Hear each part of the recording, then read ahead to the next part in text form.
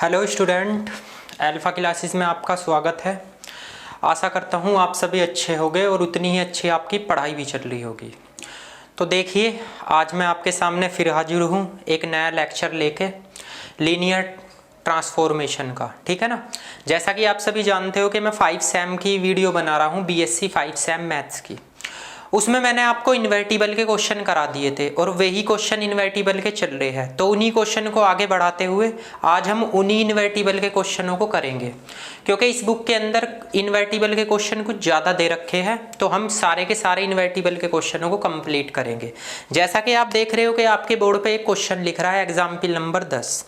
ये आपकी बुक में एग्जाम्पल नंबर 10 दे रखा है। मैं आपको बुक में बता दूँ, पेज नंबर 114 पे, यानी 114 पेज पे आपका ये एग्जाम्पल दे रखा है। ठीक है ना। ये एग्जाम्पल थोड़ा अलग मेथड से दे रखा है, इसे पढ़ के बच्चे कंफ्यूज हो जाते हैं। ठीक, तो देखते हैं हम इन एग्जाम्पलों को भी। देखो, इसमें बुक में कुछ एग्जाम्पल है और कुछ क्वेश्चन है। पहले तो मैं आपको सारे एग्जाम्पल कंप्लीट करा दूं लीनियर ट्रांसफॉर्मेशन के, उसके बाद में भाई आप को क्वेश्चन भी करा दूंगा। कुछ मैं आपको करने के लिए दे दूंगा, जो उस टाइप के होगे लगभग इजी होगे तो वो मैं आपको करने के लिए दे दूंगा। ठीक है ना। अब देखो इस क्वेश्चन को, इसमें क्या बोल रहा है, इसमें एक वर्ड्स एक्स्ट्रा आ रहा होगा। उसने कहा डिस्क्राइब, उसने बोला है डिस्क्राइब्ड एक्सप्लेनिसिटी। इसका मतलब पता है क्या होता है एक्सप्लेनिसिटी का? इसका मतलब होता है आपको लीनियर ट्रांसफॉर्मेशन को एक्सप्लेन करना है। बस कहने का मतलब यो है, और कुछ नहीं। इसने कंफ्यूज करने के लिए दिया है, और कुछ नहीं। तो अगर आपके एग्जाम में कुछ ऐसे क्वेश्चन आए, आगे उसने कहा the linear transformation T such that R square to R square such that, उसने कॉम्बिनेशन भी दे रखा। तो मैंने आपको एक चीज बताई थी, जब कॉम्बिनेशन के सवाल आते हैं तो बड़े इजी होते हैं, उसमें सीधे एक प्रॉपर्टी लगा के दिखा दो। लेकिन इसमें ऐसा नहीं करना। इसमें कॉम्बिनेशन आपको दो दे रखे हैं, एक तो ये वाला और एक ये वाला। ये कुछ नहीं है, क्वेश्चन पहले भी आप कर चुके हो। सिंपल, सबसे पहले तो इसमें बेसिक दिखाना है, फिर आपको इसकी वैल्यू यानी एक्सप्लेन करके दिखा देना है लीनियर ट्रांसफॉर्मेशन को। तो देखो, सबसे पहले आपके पास ये वाली कंडीशन है, इसका आंसर ये दे रखा है, इसका आंसर ये दे रखा है। तो आपको इनको अल्फा मानना है। लेट अल्फा 1 मान लो आप 2 और 3, एंड अल्फा 2 हो जाएगा आपका 1 और 0। अब आप इसे लीनियरली इंडिपेंडेबल की प्रॉपर्टी में रख दो। a1 alpha 1 plus a2 alpha 2 plus के an alpha n equal to 0। तो आप यहाँ रखोगे a1 अल्फा 1 की वैल्यू 2 3, a2 अल्फा 2 की 1 0 इक्वल टू रखोगे 0 0। अब इक्वेशन बनाओ, 2a1 प्लस a2, इसका मान 0, 3a1 की वैल्यू 0, a1 की वैल्यू 0 आ जाएगी, तो आपकी a2 की वैल्यू भी 0 आ जाएगी। तो आप यहाँ क्या लिख सकते हो, therefore t is a linear या लीनियरली इंडिपेंडेबल या इंडिपेंडेंट एंड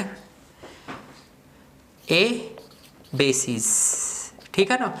तो बेसिस आपका सिद्ध हो गया, क्योंकि आपको मैंने एक चीज़ बताई थी, जो आपका वेक्टर लीनियरली इंडिपेंडेबल होगा तो वो आपका बेसिस होगा। ठीक, तो आप बेसिस निकाल के दिखा सकते हो। सबसे पहले आपको लीनियरली इंडिपेंडेबल दिखाना है, उसके बाद में आपका ये बेसिस होगा। इसके बाद क्या करना है, आप यहाँ लेट करोगे। लेट क्या लेट करोगे, अल्फा आप मानोगे क्या, आइडेंटिटी। आइडेंटिटी मानने से पहले आप एक चीज़ देखो, आप सबसे पहले यहाँ एक अल्फा मानोगे, क्या, ए और बी, एक वेक्टर।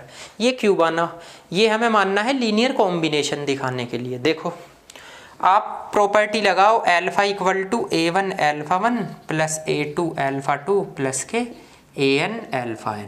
ठीक, आपने क्या अल्फा ये माना है तो ए बी यहाँ रख दो। a1 अल्फा 1 का मान क्या था जी आपके पास, 2 3 प्लस a2 अल्फा 2 का 1 और 0। सेम इक्वेशन बनाओ, a और b तो ये एज इट इज है। यहाँ पे आपकी इक्वेशन देखो क्या बन जाएगी, यहाँ पे बनेगा 2a1 और प्लस a2, इसकी वैल्यू a आएगी। इसके बाद में 3a1, a2 तो है ही नहीं, इसकी वैल्यू आपकी b आएगी। तो a1 की वैल्यू आपकी b/3 होगी। ठीक, जब a1 की वैल्यू b/3 होगी, इस वैल्यू को आप इसमें उठा कर रखो, तो a2 की वैल्यू क्या आएगी, a माइनस 2b/3 ये आ जाएगी। ठीक, अब आपको क्या करना है, ये दोनों वैल्यू उठा के यहाँ पे रख दो। नाउ तो रखो ए बी है लेफ्ट साइड में, तो A1 की वैल्यू क्या है B/3, यहाँ पे क्या है आपका 2 और 3 प्लस A2 की वैल्यू क्या है A-2B/3 और यहाँ पे क्या है आपका 1 और 0। ठीक है, अब आप दोनों साइड लीनियर ट्रांसफॉर्मेशन लगा दो, तो TAB यहाँ पे लगाओगे TB/3 2 3 प्लस A-2B/3 1 और 0, ये आ जाएगा, ऐसे लिख लो। अब आपके पास में TAB तो एज इट इज है, इसमें B/3 बाहर निकालो T 2 3, इसमें A-2B/3 तो T 1 और 0, ये आ जाएगा। अब आपके पास TAB as it is B/3, इसकी वैल्यू देखो, इसकी वैल्यू आपको ये दे रखी 4 और 5, तो रख दो यहाँ से 4 और 5। A-2B/3 इसकी वैल्यू देखो क्या दे रखी है 0 0। TAB इसका फर्स्ट एलिमेंट 4B/3, ठीक, इसका तो 0 ही हो जाएगा जब इसकी इसमें मल्टीप्लाई करोगे। इसका सेकंड एलिमेंट 5B/3, इसका तो 0 हो जाएगा। तो TAB की वैल्यू आपकी 4B/3 है और 5B/3 है, ये आपका आंसर आ जाएगा। देखो इतना इजी क्वेश्चन था, ये करके दिखाना है आपको, ठीक है ना, और कुछ इसमें करने की आपको कोई आवश्यकता नहीं है। ठीक, आपको जितना क्वेश्चन में पूछा जाए उतना करना है। तो इसका इस वर्ड्स को लेकर कंफ्यूज मत हो जाना। इस वर्ड्स का मतलब ये है होता है आपको लीनियर ट्रांसफॉर्मेशन को एक्सप्लेन करके दिखाना है, यानी आपको उसकी वैल्यू निकाल के दिखानी है। ये निकल गई, ये कोई वेक्टर आप अपने पास से मान सकते हो, चाहे तो x1 x2 मान लो, ठीक है ना, बुक में वैसे x1 x2 मान रखा है, चाहे आप AB मान सकते हो, आपको इसमें कोई प्रॉब्लम नहीं है। ऐसी कोई बाउंडेशन नहीं है कि आपको x1 ही मानना है x2 ही मानना है, आप AB मान सकते हो, A1 A2 मान सकते हो, ठीक है ना। तो आपका ये सवाल हो गया। एक बार मैं और बता देता हूँ, इसमें कह रहा डिस्क्राइब एक्सप्लेनिसिटी, इसका मतलब पता क्या होता है, इसका मतलब होता है आपको लीनियर ट्रांसफॉर्मेशन को एक्सप्लेन करना है। क्या उसने कहा, the linear transformation such that, उसने कॉम्बिनेशन दे रखे हैं, तो आपको इनको α1 α2 मान के सबसे पहले तो लीनियरली इंडिपेंडेबल दिखा दो। जब लीनियरली इंडिपेंडेबल होगा तो आपका बेसिस भी होगा, उसके बाद एक वेक्टर अपने पास से आपको मानना पड़ेगा, ठीक है ना। इसको आप लेफ्ट साइड में रखो, लीनियर कॉम्बिनेशन की प्रॉपर्टी में रख दो, इसके बाद आप इसकी इक्वेशन बना लो, ये इक्वेशन निकल के आएगी। बस इनके राइट साइड में 0 है, इनके AB है, तो इनकी वैल्यू निकल जाएगी। किसकी निकालनी, A1 A2 की। A1 A2 की वैल्यू निकाल के आप यहाँ रखो, ये रख दी। फिर इसमें दोनों साइड लीनियर ट्रांसफॉर्मेशन लगा लो, यानी T यहाँ भी, तो लीनियर ट्रांसफॉर्मेशन इस पे लगेगा, ये तो यहाँ पे लग जाएगा, इसका यहाँ पे लग जाएगा, ठीक है ना। इसकी वैल्यू हमारे पास गिवन है, ये 4 और 5, तो ये 4 5 होगी। इसकी वैल्यू भी गिवन है 0 0, बस फर्स्ट एलिमेंट की मल्टीप्लाई करो और जोड़ दो, सेकंड एलिमेंट की करो जोड़ दो, ठीक। ऐसा ही आपका ये क्वेश्चन है एग्जाम्पल नंबर 11, आप इसे नोट कीजिए, मैं एग्जाम्पल नंबर 11 भी आपको कराता हूँ, ठीक है ना, नोट कीजिए इसे। देखो भाई, अब ये एग्जाम्पल नंबर 11 भी देख लो, इसमें भी सेम वही प्रोसेस है, बस इसमें डिफरेंस क्या है, इसमें आपके 3 एलिमेंट है, उसमें 2 थे। इसमें भी देखो यही बोल रहा है डिस्क्राइब एक्सप्लेनिसिटी, इसमें भी आपको एक्सप्लेन करना है किसको, लीनियर ट्रांसफॉर्मेशन को। उसने एक चीज दे रखी है which has is range of सब स्पेस सस्पेंडेड बाय, उसने सब स्पेस की रेंज दे रखी ये वाली, ठीक है। तो इसमें एक चीज की प्रॉब्लम है, इसमें आपको α1 α2 की वैल्यू नहीं गिवन है, तो आप उन्हें मान सकते हो। कैसे मान सकते हो मैं बता रहा हूँ आपको। आप यहाँ मानोगे T1 0 0, इसका मान तो है 1 0 -1, एक मानोगे 0 1 0, इसकी वैल्यू आपकी है 1 2 2, और अगला मानोगे 0 0 1, इसकी अगर दे रखी है तो सही है, नहीं तो आप 0 0 रख लोगे, ठीक। आपको ये आइडेंटिटी मांगनी है। देखो जब रेंज निकालता था मैं आपको प्रीवियस वीडियो में बताया भी है, वहाँ पे भी मैं आइडेंटिटी रख के बताता था, और आइडेंटिटी ही रखनी पड़ती है आपको, ठीक। तो अगर किसी में आपको इसके सब स्पेस दे रखे हैं, उसकी रेंज दे रखी, तो कंफ्यूज मत हो जाना। 3 दे रखी, अगर एक और वेक्टर होता तो हम उसको भी मान लेते, ठीक। नहीं तो आपको आइडेंटिटी माननी है 1 0 0 0 1 0 0 0 1, ये आपको गिवन देगा क्वेश्चन में, बस सेम अब वही प्रोसेस लगाना है। लेट α1 मानो 1 0 0 को, α2 आपको 0 1 0 को, एंड अल्फ़ा 3 0 0 1। इस प्रॉपर्टी में रख दो A1 alpha 1 A2 alpha 2 plus के AN alpha n equal to 0। A1 alpha 1 की वैल्यू ये है प्लस A2 अल्फ़ा 2 की प्लस A3 अल्फ़ा 3 की, ये आ जाएगा 0 0 0। तो आप इक्वेशन बनाओगे A1 का मान भी 0 आएगा, A2 का मान भी 0 और A3 की वैल्यू भी 0। तो यहाँ लिखोगे देयरफॉर T इज़ लीनियर या लीनियरली इंडिपेंडेबल या इंडिपेंडेंट एंड आ बेसिस। ठीक, अब इसके बाद लेट करो, आप लेट करोगे यहाँ पे क्या, एक vector alpha x1 x2 x3। अब क्या मैंने ये मान लिया, तो आप alpha equal to A1 alpha 1 A2 alpha 2 plus के AN अल्फ़ा n इसी प्रॉपर्टी में रखो। ये आ जाएगा x1 x2 x3। यहाँ पे A1 इसकी वैल्यू क्या है 1 0 0 प्लस A2 इसकी 0 1 0 प्लस A3 इसकी 0 0 1। तो सिंपल है, कंपेयर करोगे A1 की वैल्यू x1 आएगी, A2 की वैल्यू x2 आएगी और A3 की वैल्यू x3 आ जाएगी। अब आप ये वाली वैल्यू उठा के यहाँ पे रखो।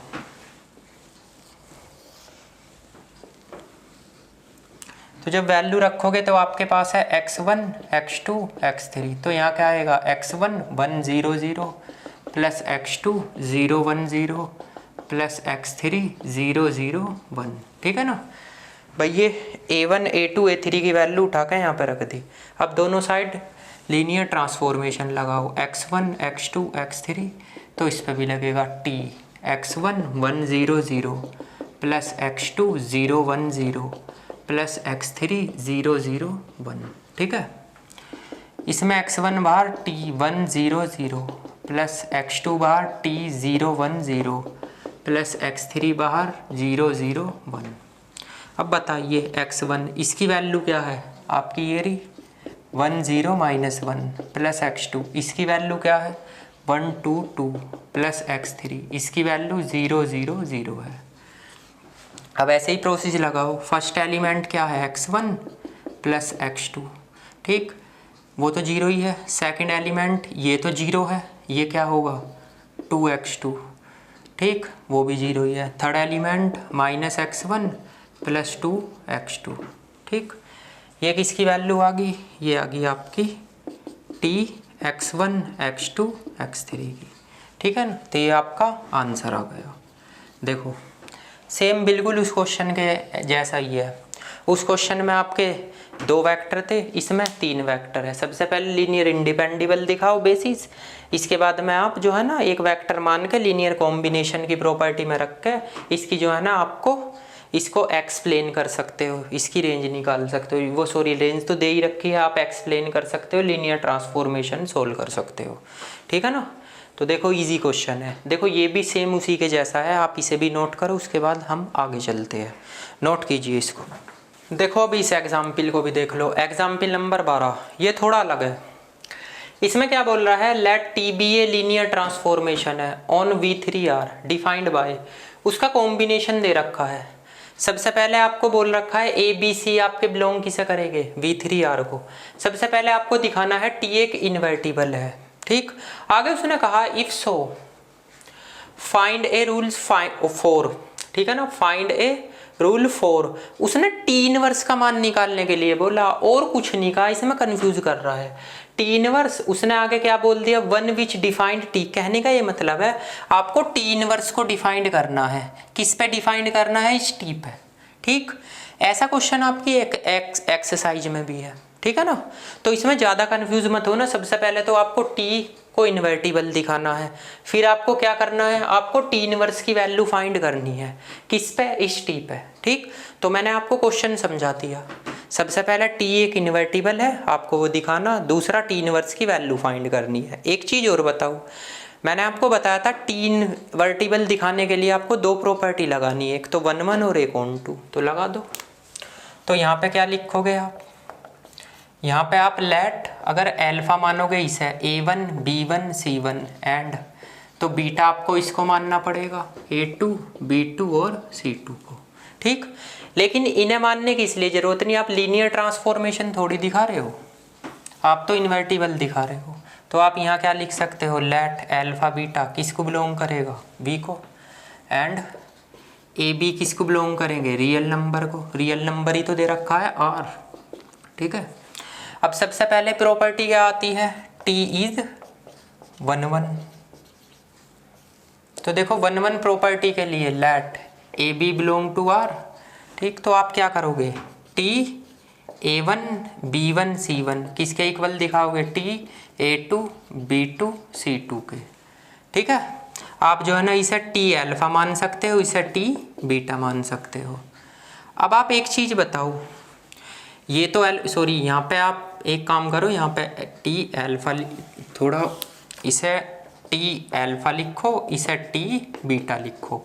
अब आप इसे मान सकते हो A1 B1 C1, इसे मान सकते हो आप A2 B2 C2, ऐसे अल्फा की वैल्यू ये, बीटा की है। अब इसका आंसर बताओ उसके अकॉर्डिंग क्या है, A1 माइनस B1 और 2A1 प्लस B1 और C1, ठीक। यहाँ पे रखोगे 3A2 और A2 माइनस B2 और जी 2A2 और B2 और C2, ठीक। अब कंपेयर करो, इसकी कंपेयर इससे करो, तो A1 की वैल्यू A2 के इक्वल है, ठीक। अगर A1 minus B1 A2 minus B2 है तो A1 A2 के इक्वल है, तो यहाँ पे क्या हो जाएगा, B1 B2 के इक्वल होगा, ठीक। और ऐसे ही आपका 2A1 plus B1 plus C1, यहाँ पे 2A2 प्लस B2 और C2, ये आपस में इक्वल है, तो C1 इक्वल टू C2 के हो जाएगा, ठीक। तो आप यहाँ क्या लिख सकते हो, T इज़ 1 1, ठीक है ना। अब एक बात बताओ, जब T इज़ 1 1 है तो आप यहाँ क्या लिख सकते हो, the T is linear transformation.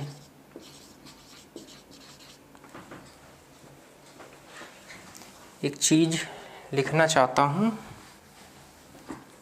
1 1 property आ गई। अब आप ऑन टू की बात करो, देखो ऑन टू प्रॉपर्टी आप निकाल के भी दिखा सकते हो, कैसे, मैंने आपको ऑन टू प्रॉपर्टी के लिए बताया था, T is onto. Onto के लिए क्या करते हैं, ऑन टू के लिए आप लेट करोगे अल्फा बीटा किसके इक्वल, वी के। मैंने आपको बताया था ये condition, T alpha equal to beta के, यही तो बताया था। टी अल्फा का मतलब क्या है, देखो टी अल्फा मतलब A1 B1 C1 और बीटा क्या आएगा, A2 B2 C2, यही तो कंडीशन है। तो आप एलिमेंट बदल के दिखा सकते हो।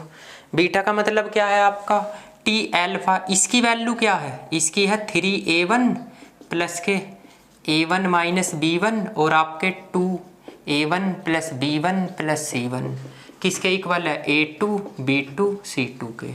या आप ऐसे लिख सकते हो 3A1 ये कोमा है भैया, ये A1, ये A1 माइनस B1 और A2 प्लस A1 और ये C1 plus B1 plus C1 equal to beta के, for all beta belong to B। तो आप इतना लिख के दिखा सकते हो, यहाँ हो जाएगा T इज ऑन टू। अब बात आती है एक की, किसकी, टी इनवर्स। तो देखो टी इनवर्स कैसे निकालोगे, आप यहाँ पे लिखो, क्या लिखो, नाउ अगर मैं टी ए बी मानता हूँ किसके इक्वल, पी क्यू आर के, तो टी इधर डालो, T inverse P Q R का मान क्या हो जाएगा, ए बी सी, यही तो होगा।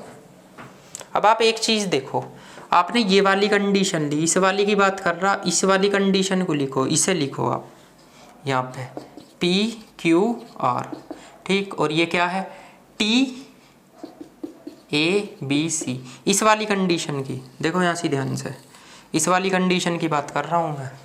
आपने ये ली, इसे तो एज इट इज रखो, पी क्यू आर, इसकी वैल्यू क्या है ऊपर से 3A और A माइनस बी और 2A प्लस बी प्लस सी। तो 3A किसके इक्वल होगा, P के, और a माइनस बी किसके इक्वल होगा, q के, और a प्लस बी प्लस सी ये किसके इक्वल होगा, r के। यहाँ से आपको a b c का मान निकालना, तो a का तो निकल गया p/3। अब आप a की वैल्यू यहाँ रखोगे तो b की क्या आएगी, b की वैल्यू आएगी, अगर मैं इस वैल्यू को यहाँ पर रखता हूँ, इसको इधर ले जाओ, इसको इधर, तो क्या आ सकता है, p/3 माइनस के q। ऐसे ही हम c की वैल्यू निकाल लेंगे, r तो एज इट इज है, इधर इसे इधर ले जाओ p/3 प्लस q, a को इधर ले जाओ माइनस के 2p/3। तो आप देखो ये 2 है, ये 1 है, तो 3 से 3 कैंसिल हो जाएगा। इसकी c की वैल्यू क्या आ जाएगी, r प्लस q और माइनस p। ये आपकी c की वैल्यू आ गई, ठीक है ना। यहाँ पे मैं लिख देता हूँ c की वैल्यू को, या इसे इधर c इक्वल टू आपका आ गया r प्लस q माइनस के p, ये c की वैल्यू आ गई। अब आप a b c की वैल्यू उठा के यहाँ रख सकते हो, तो आप यहाँ क्या लिखोगे, t inverse p q r। ए की वैल्यू क्या है p/3, बी की वैल्यू क्या है p/3 माइनस q, और इसकी r plus q minus p, ये आंसर आ गया। तो देखो कितना इजी क्वेश्चन था, आपको कुछ नहीं करना है। सबसे पहले तो इन्वर्टिबल दिखाना है। इन्वर्टिबल दिखाने के लिए 2 प्रॉपर्टी 1 1 और ऑन 2, उसके बाद टी इनवर्स दिखाना है। देखो t इज 1 1, इन्वर्टिबल दिखाने टी अल्फा टी बीटा के, अल्फा आपने 1 1 मान लिया, बीटा 2 2। इसका आंसर बता दो बस इसके अकॉर्डिंग, बस यहाँ 1 1 करना है, ठीक। ये कोमे है भैया बीच में, क्या पता इन्हें भी 1 1 समझ लो, ये कोमे है, ठीक है ना। तो यो वन यो वन यो वन, ये वाला 1 ये आ गया, ये 1 1, ठीक। इसके बाद में आप 2 है तो 2 2 मान लो। अब इसकी कंपेयर कर लो, a1 a2 के इक्वल होगा, ये इसके दूसरे एलिमेंट के, ये इसके तीसरे। तो जब ये तीसरे होगा, a1 a2 के होगा, तो b1 b2 के भी तो होगा। ये वैल्यू उठा के यहाँ रख सकते हो, कट जाएगा। अब ये वाली वैल्यू यहाँ रख दो, इसके a1 की जगह आप क्या रख दो, a2 से a2 कैंसिल, तो इसके प्लेस पे क्या रख दो, b1 से b1 कैंसिल, तो c1 c2 के इक्वल आ गया, तो t1 1 हो गया।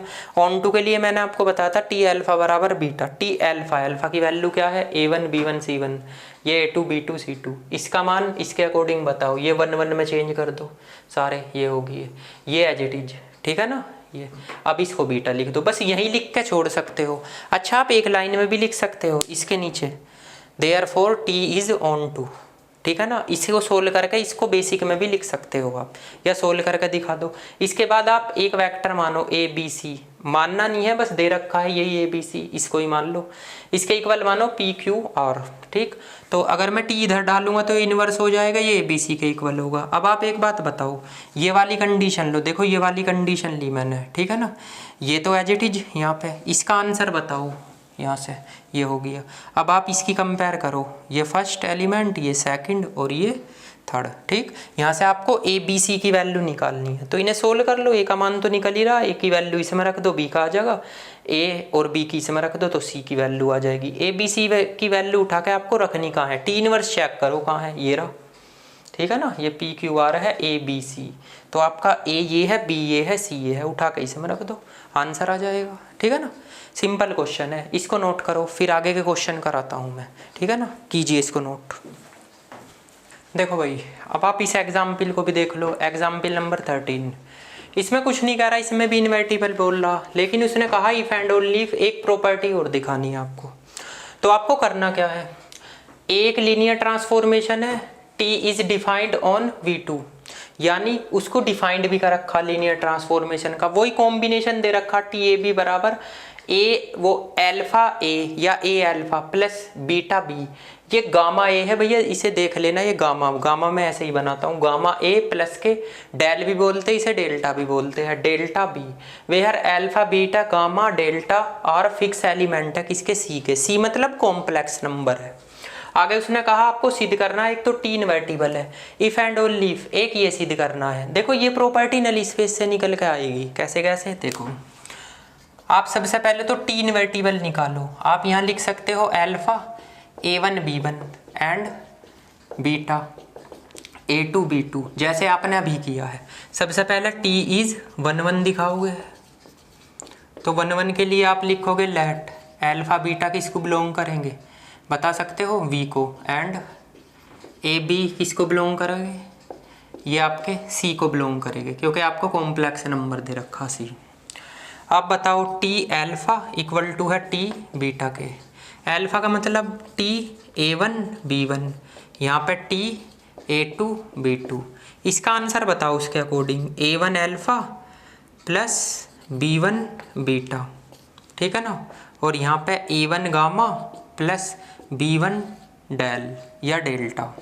इसका बताओ A2 alpha plus B2 beta, और यहाँ A2 gamma plus B2 delta या डेल। अब कंपेयर कर लो, इसकी कंपेयर करो, A1 alpha B1 beta equal to A2 alpha plus B2 beta, ठीक है ना। अब आप एक चीज़ बताओ, अगर मैं इसे इधर उठा कर ला सकता हूँ, इसकी भी कर लो, A1 gamma plus B1 del और A2 गामा प्लस के B2 डेल या डेल्टा। अब अगर मैं इसे उठा कर लाऊंगा, इनमें से अल्फ़ा कॉमन आ रहा, A1 A2 अल्फ़ा कॉमन आ गया, और B1 B2 यहाँ पे बीटा कॉमन आ गया, ठीक है ना। इसके बाद इसकी करो, A1 A2 यहाँ पे गामा कॉमन आ गया, प्लस B1 B2 यहाँ पे डेल्टा कॉमन आ गया, ठीक। अब एक बात बताओ, अगर मैं इन दोनों को इधर लाऊंगा तो ये जीरो हो जाएंगे, उठा कर लाऊंगा इसको इधर तो ये भी जीरो, तो आपके पास A1 माइनस A2 बराबर जीरो और B1 minus B2 equal to zero. तो A1 A2 के इक्वल आ गया और B1 B2 के इक्वल आ गया। तो आप यहाँ लिख सकते हो T इज़ 1 1, ठीक है जी। अब इसके बाद आती है ऑन टू की प्रॉपर्टी। ऑन टू की प्रॉपर्टी मैंने आपको बताई है, यहाँ लिखोगे T is onto, let a B आपका सी को बिलोंग करेंगे, अल्फ़ा बीटा आपके वी को बिलोंग करेंगे। तो मैंने बताया T alpha equal to beta के, T A1 B1 equal to beta के एलिमेंट क्या है A2 B2, या इसे बीटा ही रखा करो। इसकी वैल्यू बताओ, इसकी वैल्यू इसके अकॉर्डिंग तो क्या आएगी, A1 alpha plus B1 beta और A1 gamma plus B1 del या डेल्टा, ये आ गया बीटा। तो बस इसमें इतना लिख कर छोड़ सकते हो, ज़्यादा छोड़ने की ज़रूरत नहीं है। फॉर ऑल बीटा किसको बिलोंग करेगा, वी को। यहाँ लिखोगे for T is onto, ठीक है ना। अब एक बात बताओ, मुझे ये प्रॉपर्टी दिखानी, इफ़ एंड ओनली इफ़। आपको एक नल स्पेस की प्रॉपर्टी पढ़ी होगी, T alpha equal to zero के। टी अल्फ़ा मतलब T A b equal to zero, a b मतलब a alpha plus b beta और यहाँ पे a gamma plus b delta या डेल, ठीक। इसकी कंपेयर करो तो a alpha plus b beta equal to रखोगे ज़ीरो के, इसकी करो a gamma plus b del equal to रखोगे ज़ीरो के। आप इसकी मैट्रिक्स बना सकते हो ऐसे, अल्फ़ा गामा बीटा और डेल, लेकिन मैट्रिक्स का मान हमेशा नॉट इक्वल टू ज़ीरो होगा, ठीक है ना, क्योंकि अगर इसमें स्केलर एलिमेंट जीरो है तो vector not equal to zero हो गए। आप इसे सोल्व कर सकते हो। सोल्व कैसे करोगे, देखो इसकी मल्टीप्लाई इसमें करो तो अल्फ़ा डेल्टा माइनस बीटा और gamma not equal to zero. देखो आपकी ये वाली कंडीशन आ गई, ठीक। तो ये वाली कंडीशन आपकी नल स्पेस से आएगी। आप बूझने लगो कि सर आपने नल स्पेस की प्रॉपर्टी क्यों लगाई, क्योंकि आपको एक बात बताता हूँ, मैंने आपको रेंज नलिटी पढ़ाया था। नलिटी किसके बराबर होती है, नल स्पेस के। और नल स्पेस क्या होता है, जो फंक्शन लीनियर ट्रांसफॉर्मेशन होता है। और लीनियर ट्रांसफॉर्मेशन कौन सा फंक्शन होता है, जो इन्वर्टिबल होता है। तो इन्वर्टिबल को आप नल स्पेस भी तो बोल सकते हो, या नल स्पेस की प्रॉपर्टी उसमें लगा सकते हो, बोल तो सकते नहीं कि नल स्पेस की प्रॉपर्टी लगा सकते हो, ठीक। तो आपका ये लीनियर ट्रांसफॉर्मेशन अगर इन्वर्टिबल है तो उसमें नल स्पेस की प्रॉपर्टी भी लग जाएगी। ये बस और कुछ नहीं, एक प्रॉपर्टी दे रखी, ये नल स्पेस से निकल के आ जाएगी, ठीक। मैन तो आपका ये इन्वर्टिबल हो गया, इसके नीचे आप यहाँ से लिख सकते हो, यहाँ पे इससे आगे यहाँ hence T is a invertible, ठीक है ना। इसके नीचे लिख सकते हो, मैं लिखना भूल गया, इन्वर्टिबल। यो कहाँ पे लिखोगे, ए इसके बाद लिखोगे, ठीक है ना। इसके बाद इन्वर्टिबल। तो देखो आपका ये भी क्वेश्चन हो गया। यहाँ से इसके बाद में आप t इज ऑन टू, उसके नीचे ये लिखोगे hence t is a invertible, ठीक है ना। उसके बाद आप ये वाली प्रॉपर्टी लगा दोगे। अब आप इसको भी नोट करो, उसके बाद मैं आपका नेक्स्ट एग्जाम्पल कराता हूँ। नोट कीजिए इसको अच्छी तरीके से। देखो भाई इस क्वेश्चन को भी देख लो, एग्जाम्पल नंबर 14। ये बहुत छोटा सा क्वेश्चन है, एग्जाम में आया है तो इम्पोर्टेंट भी है, आ सकता है छोटा सा है। इसने कहा टू लीनियर ट्रांसफॉर्मेशन है, यहाँ लीनियर ऑपरेटर भी हो सकता है। Linear transformation T on S and S, sorry किसका, V2 का। आपको ये सिद्ध करना है, इसमें कोई कॉम्बिनेशन तो नहीं दिया, तो इसको सिद्ध कैसे करोगे। ये वही क्वेश्चन है जो T1 T2 वाले कराए थे मैंने, उस टाइप के S और T के या DT के। तो अगर आपके पास में कोई ऐसा क्वेश्चन आए, सबसे पहले तो बात सुन लो, अगर आपके पास में कोई ऐसा क्वेश्चन आता है और आपको कॉम्बिनेशन नहीं दे रखा, तो आप अपने पास से कॉम्बिनेशन बना लोगे। बनाओगे कैसे, आइडेंटिटी से। देखो लेट ए बी आपके एलिमेंट किसको बिलोंग करेंगे, R को, एंड अल्फा बीटा किसको बिलोंग करेंगे, B को। आप सबसे पहले तो T का बनाओ, यहाँ ए बी लिखोगे 1 0। एक S का बनाओ, यहाँ ए बी लिखोगे 0 और 1। फॉर ऑल ए बी किसको बिलोंग करेंगे, R को। तो आइडेंटिटी में बना सकते हो 1 0 0 1, या आप B B भी ले सकते हो, A भी ले सकते हो, कोई भी सेम। अब आपकी कंडीशन क्या है, उसने कहा है एस टी। अगर मैं ए बी लूँ तो एस को बाहर, टी का ऑपरेटर लगाता हूँ पहले, तो एस। इसका आंसर बताओ ए बी का क्या है, ए और 0। अब इसका बताओ, इसका क्या है, ए तो यहाँ 0 हो जाएगा, तो ये हो गया 0। और यहाँ पे बी है, बी के प्लेस पे यहाँ ये एलिमेंट आएगा, तो बी के प्लेस पे आपका ये एलिमेंट आ जाएगा। देखो दोबारा समझो, एस टी, तो एस टी आपका मतलब सबसे पहले तो टी को अंदर ले लो, ये आ गया। इसके बाद में इसका आंसर बताओ, इसके अकॉर्डिंग ए 0 है, ये लिख दिया ए 0। अब इसका आंसर बताओ इसके अकॉर्डिंग, ए है तो ए तो आपका यहाँ आ गया, यहाँ जो ए है ए तो आपका यहाँ आ जाएगा, ठीक। और जहाँ ए है इसके प्लेस पे 0 आ जाएगी, ए के प्लेस पे 0। देखो यहाँ से समझाता हूँ भाई, यहाँ जो एलिमेंट है उसके प्लेस पे तो 0 आ जाएगी, तो यहाँ जो एलिमेंट है उसके प्लेस पे 0 होगी। यहाँ जो एलिमेंट है, ठीक, उसके प्लेस पे क्या आएगा, ये वाला एलिमेंट आ जाएगा यहाँ पे, ठीक। तो ये वाला एलिमेंट यहाँ पे आ गया, ठीक है।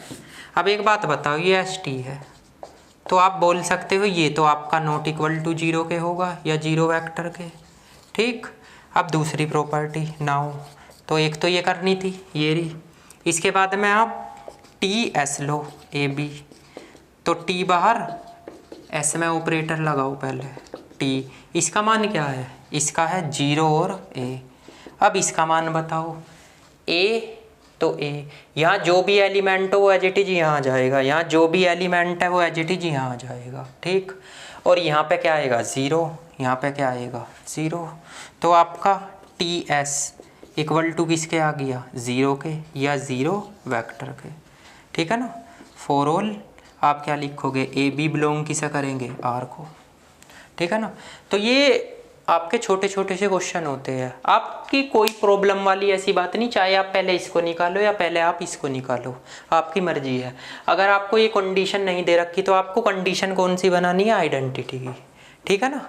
आप जो है ना 2 बाय 2 की ही आइडेंटिटी बनाना, क्योंकि 2 ही लीनियर ट्रांसफॉर्मेशन दे रखे हैं, तो आप अपने पास से आइडेंटिटी बना के ऐसे लिख करके दिखा दो। देखो कितना ईजी क्वेश्चन है, ठीक है ना।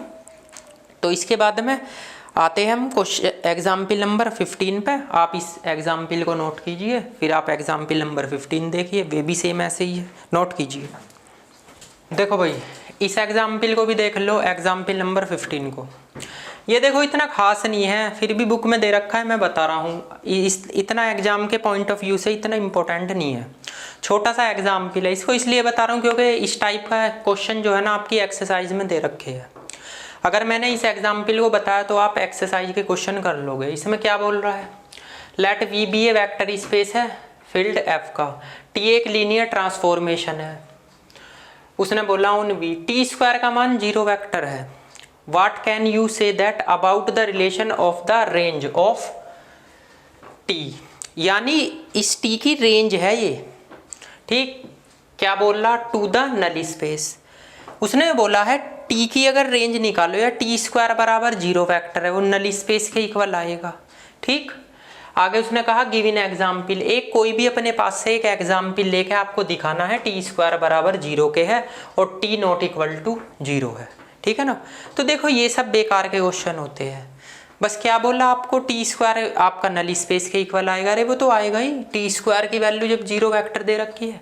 आप कोई भी एक एग्जाम्पल लेकर दिखा सकते हो, जैसे सबसे पहले तो आप यहाँ क्या लिखोगे, लेट एल्फा किसको बिलोंग करेगा, वी को।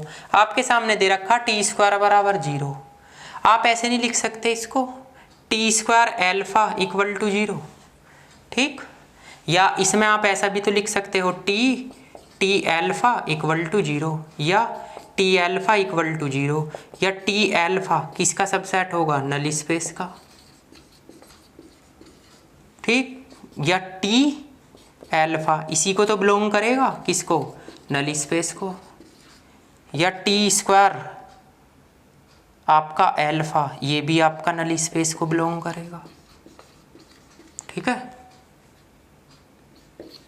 ये कंडीशन है क्योंकि आपने दिखाया है टी स्क्वायर की वैल्यू किसके इक्वल है, 0 वेक्टर के, यानी टी स्क्वायर नल स्पेस है। अब आपको एक एग्जाम्पल बोल रहा तो लेट कर लो, अगर मैं टी ए बी मानता हूँ, क्या मानता हूँ, 0 और ए, वही आइडेंटिटी। तो फॉर ऑल ए आपका किसको बिलोंग करेगा, फील्ड को। तो आपको दिखाना टी स्क्वायर ए बी, तो आप इसे टी ए बी लिख लो। आपके पास ये टी है, इसका मान बताओ, तो 0 ए। अब आप इसका मान बताओ, इसके अकॉर्डिंग यहाँ जो वैल्यू है उसका मान 0 होगा, यहाँ जो वैल्यू है उसका मान क्या आ जाएगा, 0। और आपकी जो यहाँ वैल्यू है वो यहाँ वाली आएगी फर्स्ट, तो फर्स्ट इसकी एलिमेंट की क्या है, 0। तो टी स्क्वायर की वैल्यू क्या आ जाएगी, 0। तो टी स्क्वायर का मान 0 वेक्टर। बट आपका T not equal to 0 vector है, वो तो दिख ही रहा है, ये तो रहा 0 रे है। आप लिख भी सकते हो यहाँ से T A B not equal to 0 vector, और टी स्क्वायर ए बी आपका किसके इक्वल है, 0 वेक्टर के, ठीक। आपको जो इस क्वेश्चन में दिखाना था, और कुछ नहीं दिखाना, ठीक है ना। तो ये एग्जाम्पल इतना खास नहीं है, मतलब एक एग्जाम्पल एक लेकर अपने पास से आपको दिखाना है टी स्क्वायर की वैल्यू 0 के इक्वल है, ठीक। जब भी आप कोई क्वेश्चन करो इस टाइप का, टी स्क्वायर टी की पावर 3 इस टाइप का, तो आप आइडेंटिटी ही माना करो, इससे आपके सारे के सारे क्वेश्चन हो जाएंगे, ठीक है ना। तो आप इसको नोट करो। आज मैं अपने लेक्चर को यहीं ख़त्म करता हूँ क्योंकि काफ़ी क्वेश्चन हो गए इसमें। अब जो मेरा आने वाला लेक्चर है उसमें मैं इससे आगे एक्सरसाइज के कुछ क्वेश्चन हैं वे भी कराऊंगा, ठीक। उसके बाद ये चैप्टर लगभग कंप्लीट हो जाएगा। टेंशन मत करो, आपको सारे क्वेश्चन कराऊंगा जैसा मैंने वादा किया हुआ है। बस आपको करना क्या है, चैनल को सब्सक्राइब कर लेना और ज़्यादा से ज़्यादा लाइक करना। अल्फा क्लासेस के नाम से चैनल है, ये आपको पता ही है। दूसरी बात, कुछ बच्चों की मेरे पास रिक्वायरमेंट आ रही थी, सर आप 6 सेम की वीडियो कब बनाओगे। देखो 6 सेम की वीडियो भी मैं आपकी बनाऊंगा, ऐसा नहीं है कि 6 सेम की वीडियो नहीं बनने की। मेरे पास थोड़ा सा टाइम कम रहता है तो टाइम की थोड़ी प्रॉब्लम रहती है।